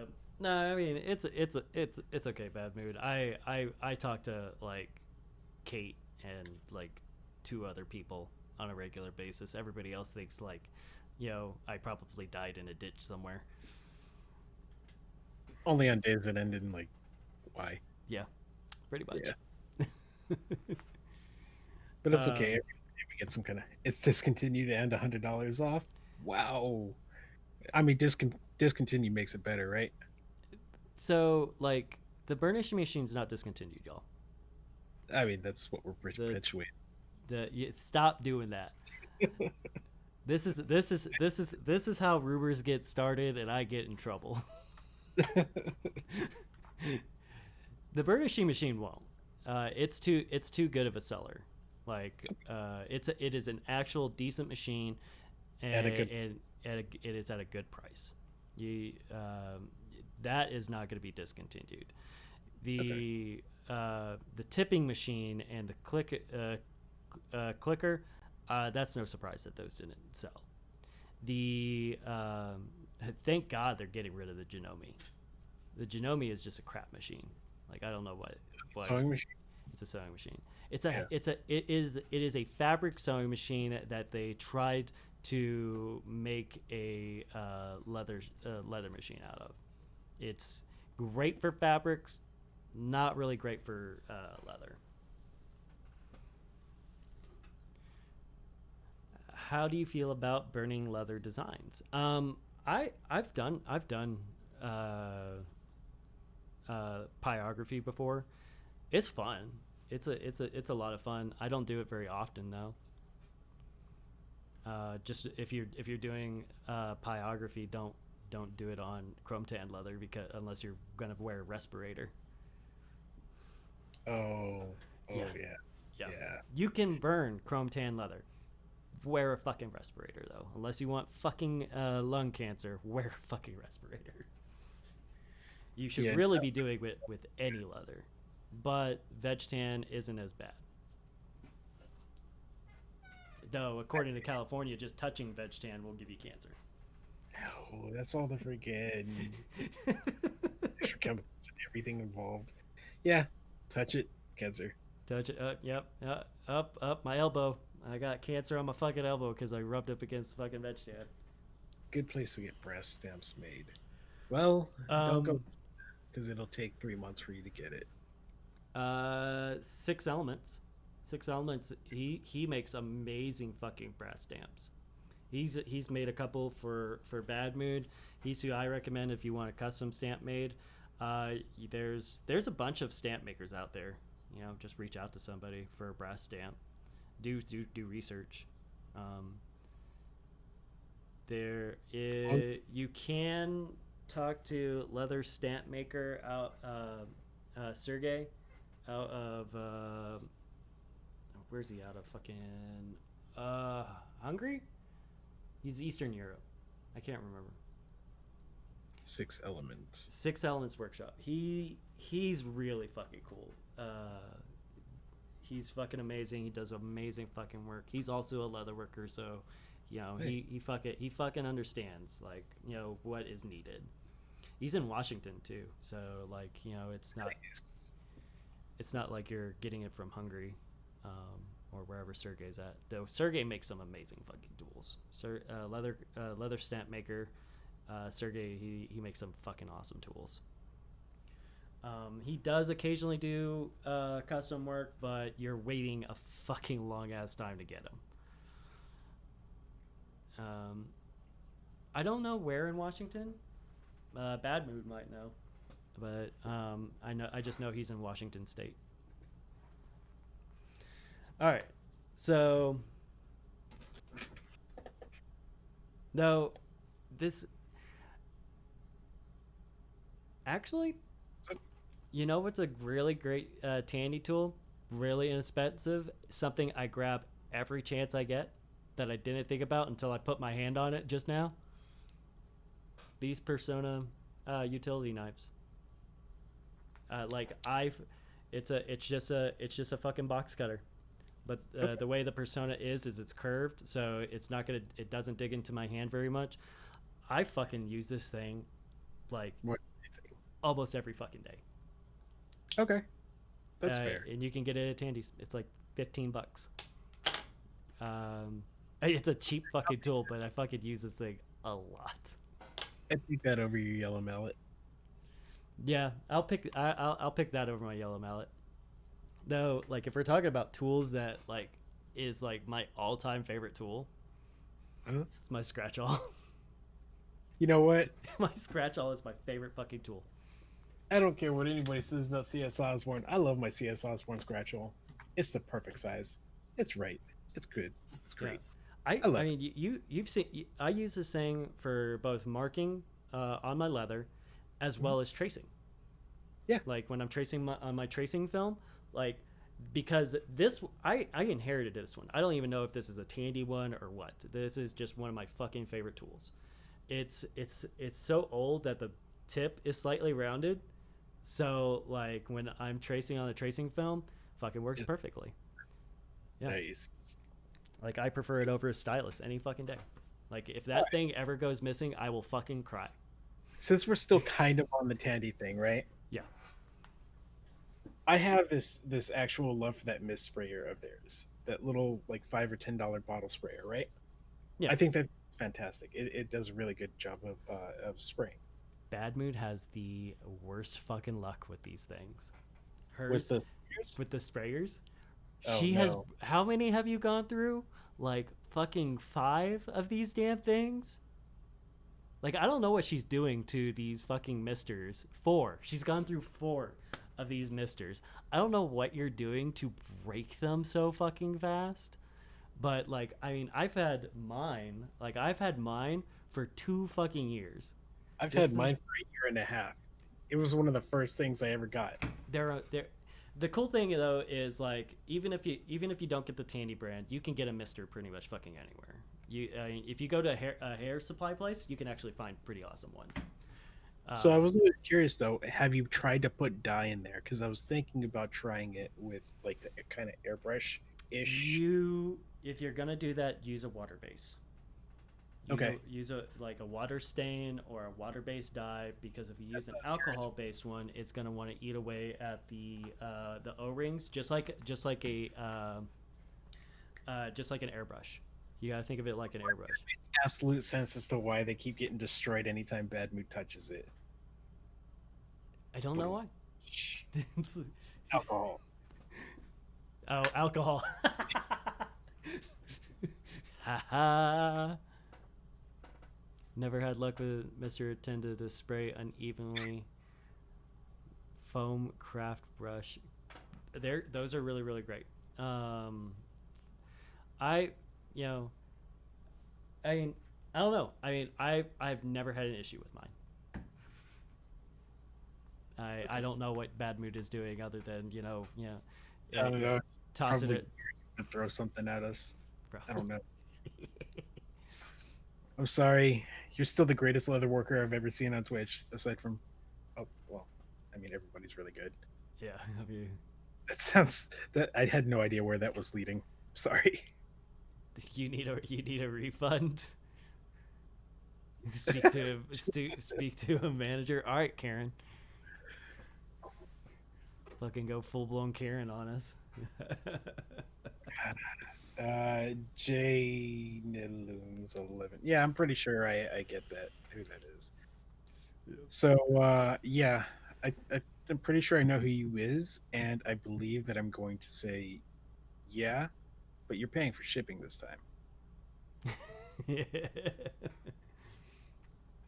So what Shit, what or smoking something. I wish I was smoking something. Jeez. No, I don't smoke anything other than cigarettes now, and it's fantastic because I love I them. don't even smoke cigarettes anymore for the most part. I mean, I'll occasionally have one, but I haven't bought a pack in over a month. That's good. Everybody should quit, but Yeah, me. I'm on the vape, and I've actually dropped this down to like I'm now mixing 3 and 0 Nick. So like zero Nick at home and 3 when I'm at work. I've got this thing here that I haven't touched in like 3 months. It's a it took me a while to get on the vape, like get on a vape. Like this one has actually been really awesome, and I found like some juice that I really liked, and I think that's what helped. Is that I found a juice that I really liked. Short Oh yeah, little. that's stints. fucking fair. Got it. Short Fair little enough. stubby ones. Yeah. Oh, I think that's what it is. It's not 0.5 for you, buddy. No, just short and stubby. Got it. That's So what. I'll, one thing I do, okay, I do want to like touch on this a little bit. What are your aspirations for your business? Like, where do oh you see man. yourself going? Okay. All I want. I don't want a whole lot in life. All I want is just to make sure I get to the point of being stable. I don't need. I don't honestly. When it comes down to nuts and bolts of it, I don't need more than 3 grand a month in life. My whole family, we're good. We can run on that for the rest of our lives. 3 grand a month. That's all I ever want. And then everything else, done. I don't care about it. Mm-hmm. Give it away. I prefer to give away my stuff, but I got to make some kind of money to keep making some things. I don't really care about much of the profit of it. I just want to be able to buy more stuff and cover bills. So Cover your overheads. yeah, I went through and we did the whole. I think I linked it 2 weeks ago. What Draxel was on, the spreadsheet covering Yeah. down Yeah. on all the items. That that is a struggle. The hardest part is figuring out what a a legitimate price point to sell things at. That is the toughest thing. Like no matter who I've talked to, unless you are a greedy motherfucker, which most of the folks that we know are not. They do it because they fucking love it, and they have a hard time wanting to price it because honestly they're like us. They're just like, no, I'd rather just kind of give it to them, but you can't do Yeah. that and be a successful business. No, it's just not possible. Yeah, you Let can't do me it. see if I can pull this thing up here. Okay, So so I mean, like I've gone through the whole nuts and bolts of it. If anybody wants to discuss that, we can go into further. yeah, I absolutely. can show you how to do that. So I was a chef for several years before I did leatherworking and stuff. And for me, like I I look at my pricing the same way I would price a food item. I base it off of the material costs and not a little bit of time. Depends on what I'm making. When it comes to like pre-made stuff, something that I just make and I want to sell, I will do more of my cost of materials, and then maybe I try to keep it within 2 to 3 times cost of materials. Oh, I never go over two. I try to keep it at minimum or actually at maximum, preferably around 50% margin, Hmm. um, profit margin on whatever it is I sell, because I know that the products are good, or else I wouldn't be trying to sell Yeah, them. I know they're going to last, or I wouldn't be trying to sell yeah. them. But I For don't want people to pay an arm and a leg yeah, for this. I'm not doing anything extra creative like Bad Mood or you were doing. yeah, I'm not doing like the artsy stuff. I'm doing I like clean lines. I like things to look nice. I like them to last. I don't think people need to pay an arm and a leg for No, these absolutely. items. And that's something I've struggled with a little bit, is like figuring out how to price things. And the thing is, you can always go down. You can always go down on a price. If you notice, like if you're like, I might have set this a little too high, you can bring it down. If you set it too low and you try to bring it up, people get pissed. It's a lot easier to go down than it is up. Well, So I just that let the numbers run it. yeah, I leave a little bit of room. Um, that's why 50, 55%. yeah, You leave yourself a little bit of room off of what your scale is of what you can actually do. hmm, In case, like, say, recently we had a big issue, especially with like Rocky Mountain. If you're trying to get the nice Italian leathers and things like that, the calf skins, all that, they went out of stock when people went into shelter in place. yeah. People were just buying everything up. They were not keeping up with the stock. So then they started gouging on prices, which is, Which I only do fair. not agree with. You know, like I think it's fair because of the product that they're selling. Like, it's business and that's what they do. yeah, But we don't work on the same principles as they do that's because true. we're independent. Yeah. We don't have a bunch of employees that we have to feed, or Mhm. pay. Sorry, not feed. Jeez. I But mean, technically, paying them is feeding them. I hope that's what they're doing with their paychecks. To each their own, though. Yep. Yeah, Some people yeah. can live off like caffeine and nicotine alone. Chefs Yep. and military personnel are great examples of that. Yep. But yeah, I do think that you need to leave yourself at least like 50% profit. I think that's Yeah. a reasonable goal unless you're No, doing absolutely, something absolutely. artistic with You it. should you should never you should never you should never sell less than like two times what like material cost. You should never sell less than two times your material cost, because you're not Agree. if you sell it less than that, you're actually putting yourself at a disadvantage. Unless you're just trying to get rid of it, like it's there is a point. You do have to weigh a point of where, like, I made this item, I've held on to it for over 2 years. It's not it's taking up real estate. It's it's not doing anything. You might as well at least just sell it at cost, get rid of it, call it a day. Yeah, absolutely. I do believe in that, because I have items like that. I have items that I've been sitting on for 2 years that I'm just like, I'm just gonna sell it at cost. Like, fucking give me $20 for it, I'm done with it. Like, Yeah. I at least made my material cost back. I But would when you're running a break it business, down to something that's smaller. Me personally, instead of selling it at cost, try to make what you can out of it. If you can make something yeah, smaller off of the components of it, that is a seller for you. Do that yeah, and if you're willing to put in the time. yeah, exactly. And sometimes you have to get creative with, especially when you're an independent business. You have to get creative. Um, Absolutely. but for me, a big reason why I say 2 to 3, 3 is dependent. I generally stick to my rule of 2. The reason I go with 3 is dependent on the size of the project. If this Uh, project is going to take me 4 to 6 hours to hand sew, like my aprons, Okay. that's a lot of fucking hand sewing on, because it's all It hand is. sewn. I do charge for the hand sewing, because Yeah, that time is money. Now absolutely. now for my wallets, I don't really factor that in.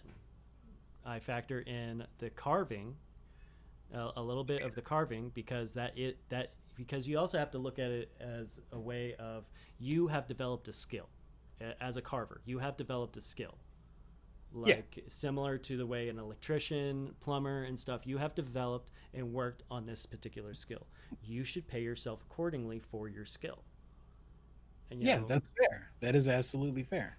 and it's it there's so many different factors, and like it's I love talking about it because there's you could go into like some real nitty gritty about it. I just want, in terms of business, I want like 4 or 5 staple items that are Yep. easily reproduced, and then I want to still be able to have that. I know it's taken from multiple cookie jars, whatever, but I want to be able to make things like one-offs. I want to be able to do custom stuff, Mhm. but I always want to have that availability or the option to customize something that I have like a die set for, Yeah. or I want to be able to like, hey, Bad Moon, carve this and paint it, And make it do you can amazing. do a collaboration like collaborations are a great way to do it too.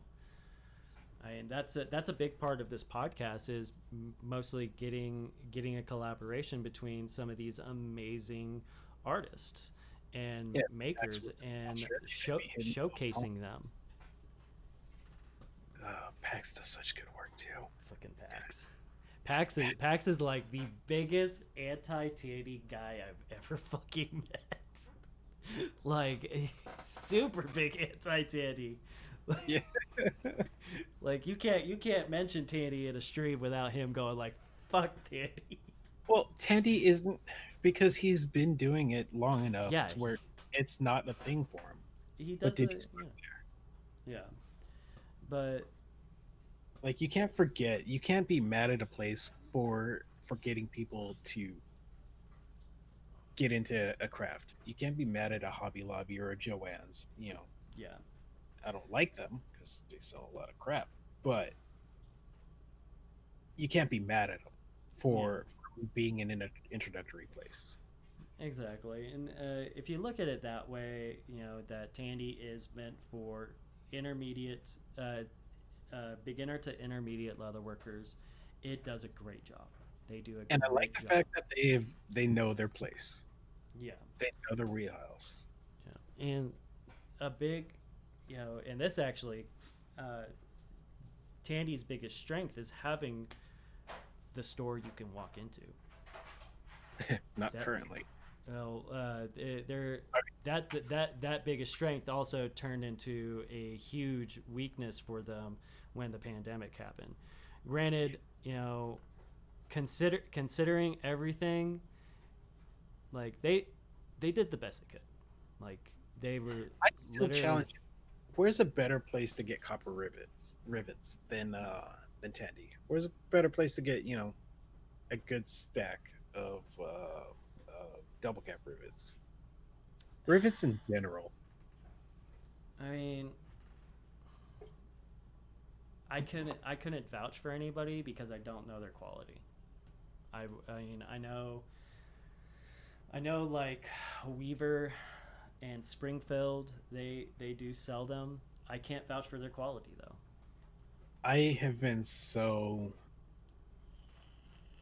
saddened by, like, I don't want to talk bad about a place, but if you're gonna buy Kangaroo, you're gonna have to import it. It's just way too much luck and draw lately. Yeah, it's and especially with the fires that happened in Australia, like it definitely like it took a big toll on the kangaroo leather industry. Like it really did.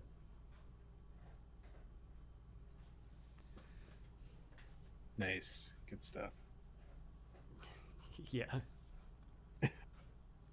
I mean, Yeah, I need to get on that level bed. I just I just couldn't give you a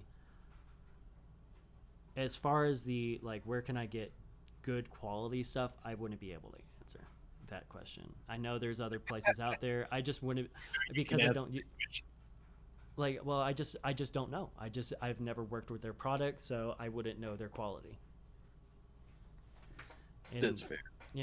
if there was a better rivet out there, like I would be honest. I would be honest with folks. Like, yes, you can get them at so and so's, but I don't know. I don't have an answer for that. I have not tried Buckle Guys rivets yet. That is on my list of things to Do, order from them. does he do rivets? That's the I'm pretty question. sure Does he's Buckle got Guy do rivets? I'm pretty sure he has double cap rivets there. Yeah. I can go ahead and take a look anyways, but Somebody that I met at Prescott, fuck, what's his name? They make buckles and conchos, nice. and I'm following him on Instagram. I'll have to find it, but I met his name's Justin. He's out of Texas too. He's out of North Texas. So many Texas leather workers. Texas is a big leatherworking state. Yeah. But his stuff is fucking gorgeous.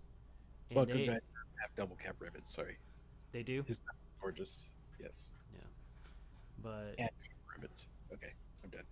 but they engrave all their buckles and conjos. They do it all themselves. Like he has a team of jewelers basically that do this stuff, and like they're gorgeous, but you're paying a price for it. It's like that old school engraver outside of a Mexican taco shop or something. The guy in the back, the grandfather.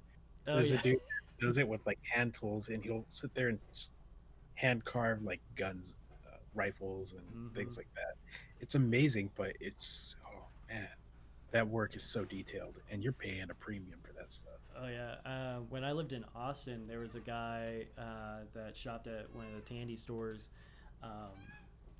He was this just amazing silversmith.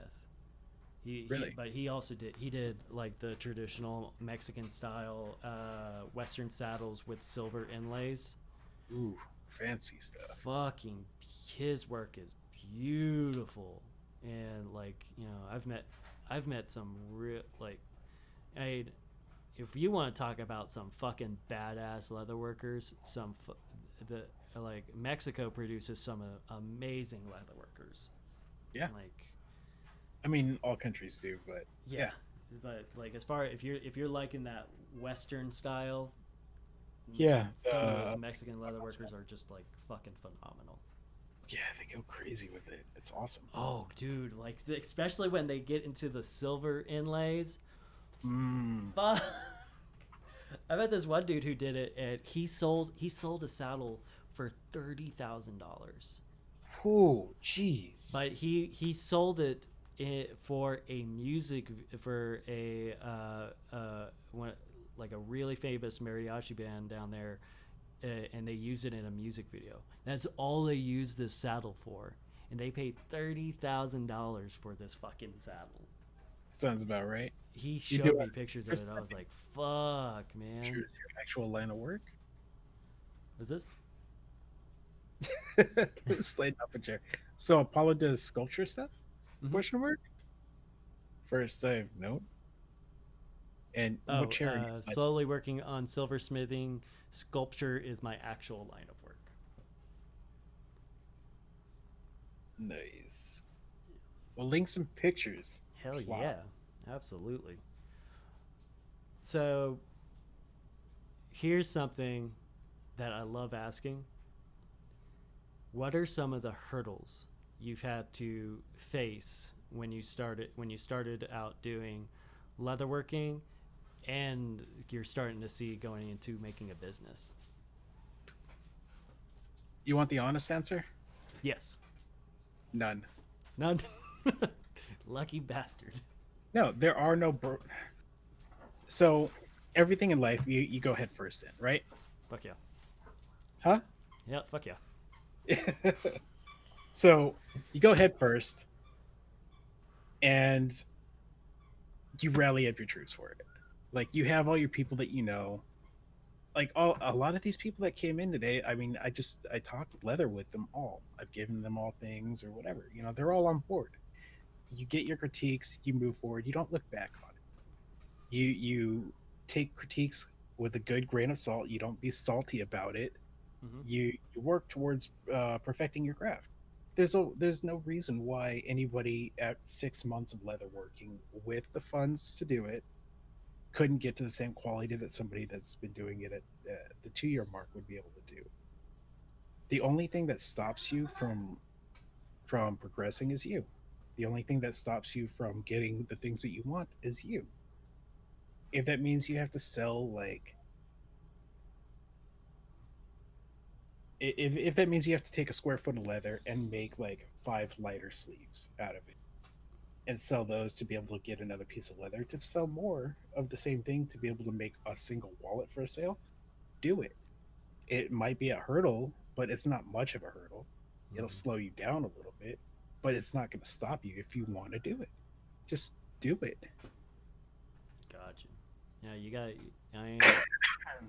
to put the work in. That's Yeah. what, with any craft, with any venture that you do, at the end of the day, it is the people who are successful are the ones that are going to put the work in. Oh, my buddy is telling me to lie. No, You guys are freaking lies. Let's check this out. Oh, I did see these. Oh, those are cool. I don't know why I thought those were like the chocolate balls that you pour molten chocolate on. They do kind of look like that. Those are kind of cool. Yep. Those are really These cool. are really awesome. Oh, that's cool. That's pretty fantastic. Mhm. Sterling silver with fire agate. Oh, wow, that's beautiful. I just gotta say, I'm sure there's a market amongst a bunch of leather workers that would maybe like to get some custom stuff made. Like clasps and adorned or filigree clips, as it were, for maybe like yeah. a bag or a purse or a clutch. Something that would just add a little bit more class to a specific item.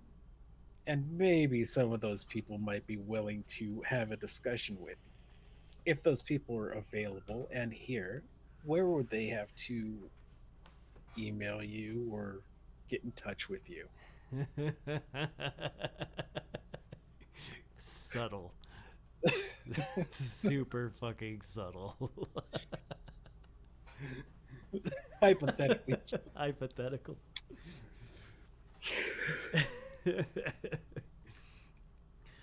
Oh Jesus, that's too fucking funny. I mean, I'm still waiting for this answer. Yeah, 'Cause where Apollo, where can someone get that? I would love to work with people. You can email him. There you go. All right, there we go. Yeah, so it's a good thing that people are able to use this platform and be able to discuss these things with.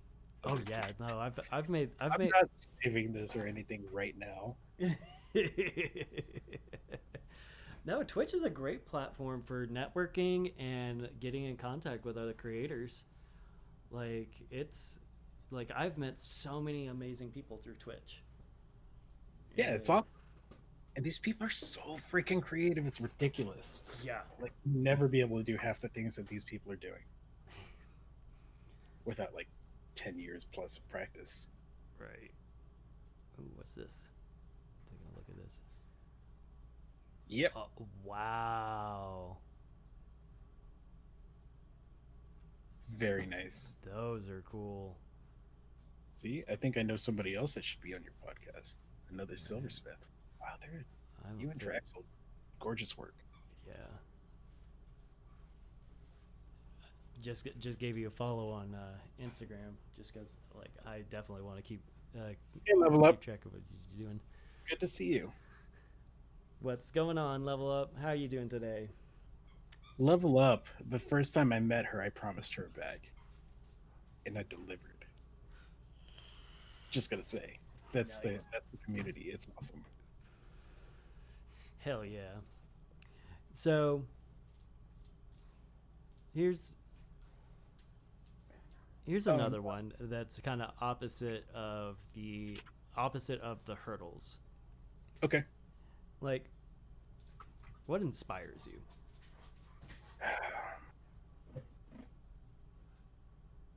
In which regard?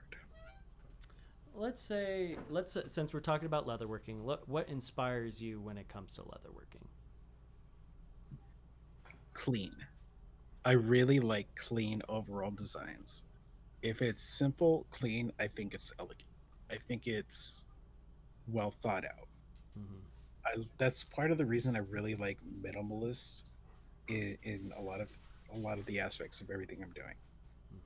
I like it because they whoever designed it took the time to actually consider what the end user is going to experience, and to make it as compact as possible.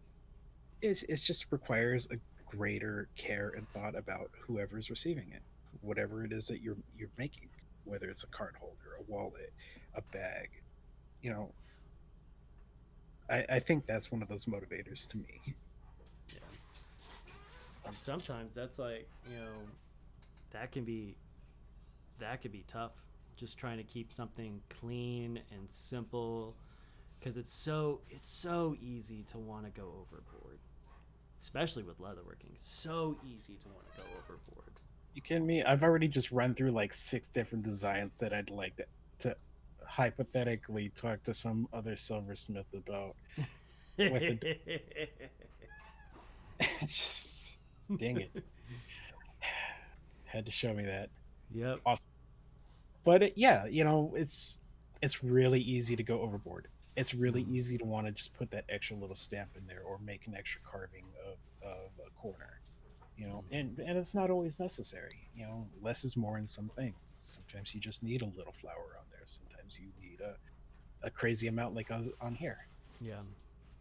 And, sometimes it's just like, you know, like I see it a lot with tooling, like especially tooling. It and I learned this through like practicing floral.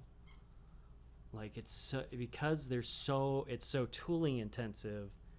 It's so easy to get yourself wrapped up in wanting to just like throw everything at it. Sometimes a flower doesn't need to have doesn't need to be parachuted, doesn't need to be camoed, doesn't need to be lifted. Sometimes you just need a thumbprint and a cedar and some decorative cuts. Does this That's count as all. fan art? Hell yeah, that counts as fan art. Freaking love that. Sorry. Oh, take a look. Yeah, Oh, that's cool. she made me a patch, and I'm so excited for it. That's super cool. Yeah, Um, I'm so stoked about that. Thank you very much, Level Up. so let's. Though I feel like this entire like podcast has been nothing but one big thing of advice. I mean, that's what it's supposed to be, right? Yeah, yeah. It's supposed to showcase the artist, and for us to talk shop and talk about like the things we do, and like advice that we can give. I mean, But if there's one thing you could give to a beginning leather worker, what would you recommend, like advice wise? live your projects one tool at a time. Yep. If you want me to expand on that, I can. If you want me to keep it at that, I can. Let's go ahead and expand on it. All right. So you're starting in. We'll take me as an example, right? I wanted to make a belt for my kids because they didn't have kids belts in that size. That's the one project I needed. I needed something to cut the holes and something to cut the leather. And then I put a buckle on. I used a hammer and a rivet that came in a little pack. All I had to do was just buy a hole punch for it. Mhm. That's it. I cut the stuff on the carpet. Don't do that. Bad idea. No. Angry wife. Don't do that. Okay, but yeah, all it took was one tool for me to purchase at the time. A hole punch. Cut strip, put hole, use a hammer that I already had. Belt done. Didn't need to learn anything about burnishing. That's something that had to come down later. But just buy one tool for one project and expand your inventory like that. You don't have to go and spend $1,000 Yeah. at a time. You can. Trust me, you can. So But you don't I've seen people do it. Project by project. Leathercraft does not have to be expensive. It can be, but it It, doesn't have to be. it kid, like friggin' Bad Mood says, say goodbye to all your money. We are trying to, like, give people positive advice, not scare them away, Bad Mood. No, I mean leatherwork at the basic level. It's when you go from basic to intermediate to advanced, right? It's when you go down the rabbit hole that it can. Rabbit hole is crazy. When you go down the bad mood area, you're highly specialized and highly refined with restricted space. You cannot get more specific than bad mood setup. It's an intricate situation that she has to deal with, which I give her all the credit because I have no idea how to make something like this that small at Just all. condense it, yeah. Yeah, but at the basic level, you need something to cut the leather, Mhm. to put a hole in it, and to stitch it, a thread, a needle. That's it. That's all you need, and you can create anything with leather. Yep. And There's no specialized tool that you have to have. It's just it makes everything easier. You don't need anything crazy. Don't spend a ton of money. Go enjoy it for what it's worth.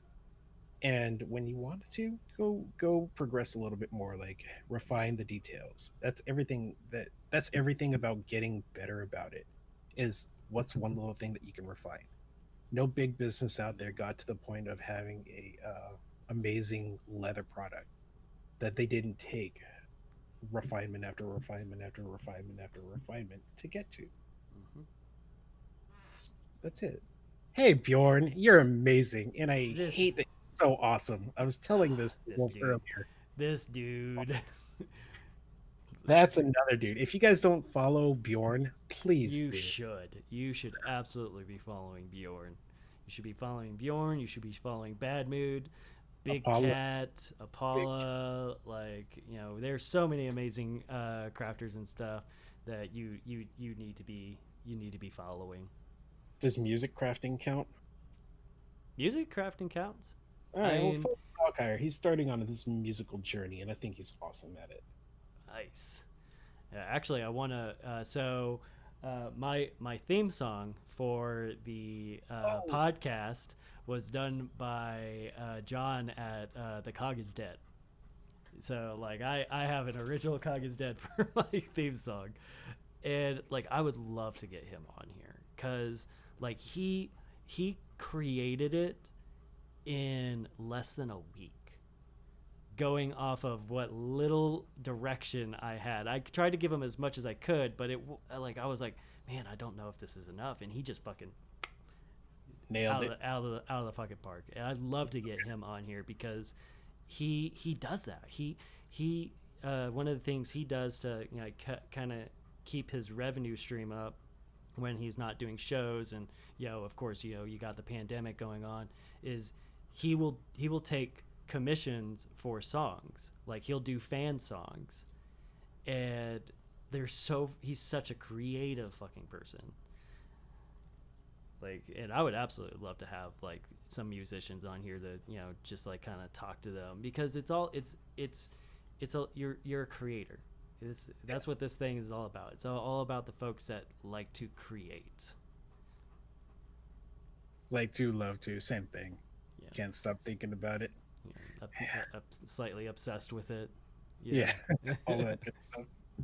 Like Bad Mood, just absolutely obsessed and addicted to leatherworking myself. See, I would have Absolutely been obsessed totally with it. terrified if Bad Mood came over to my house. I think she would absolutely like.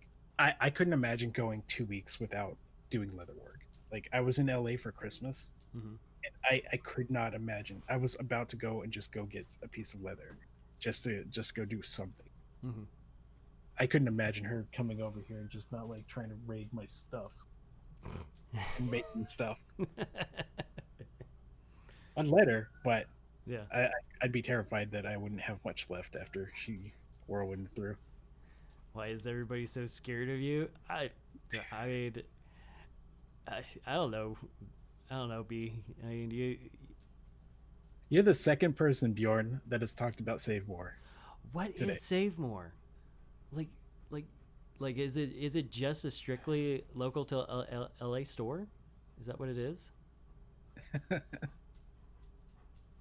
Save More's the happy place. Save more. It's a really good leather place. You know, if I'm in LA at any point, I'll definitely have to go check it out then. All right.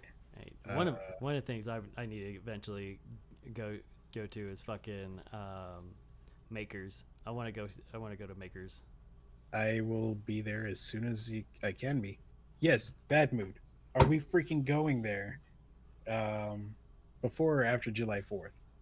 Hopefully after, because I have July 4th stuff and anniversary and things like that.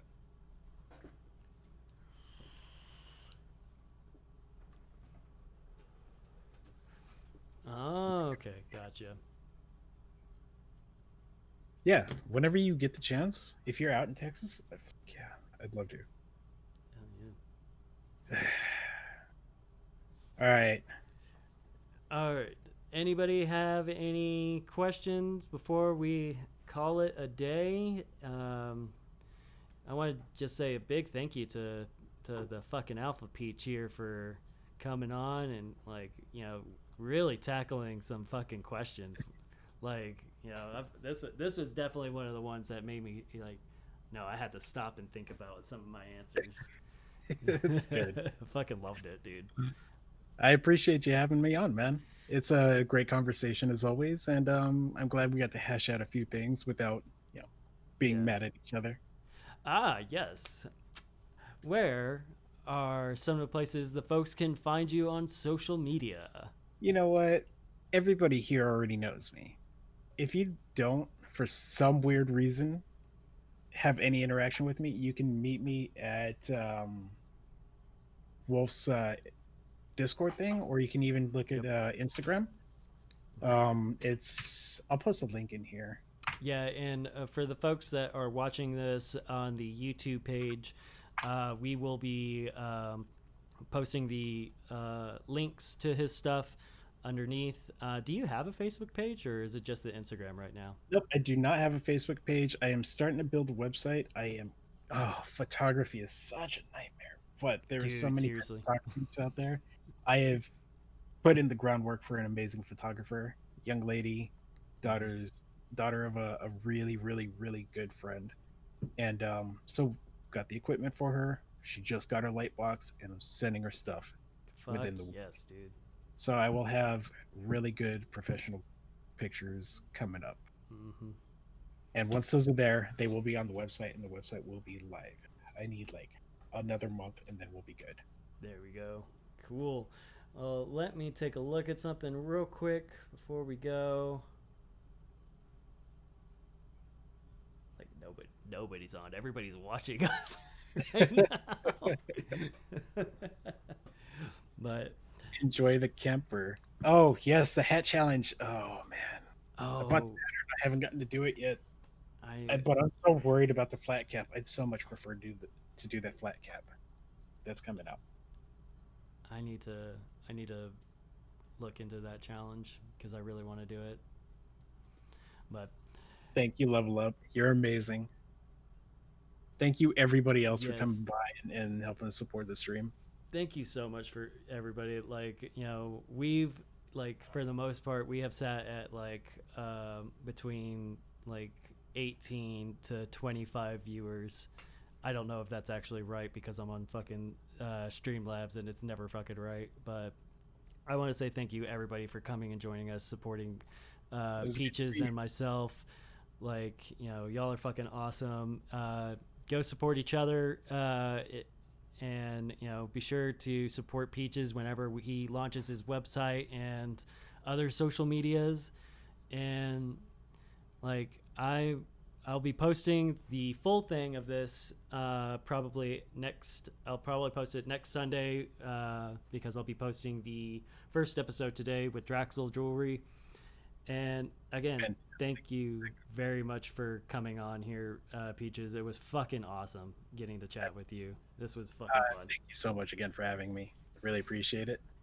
Alrighty, guys. Well, y'all have a wonderful, wonderful Sunday. Enjoy the rest of your days, and we will see you again on the next podcast next Sunday. and hope to see y'all there. Y'all have a great day, y'all. Bye, y'all.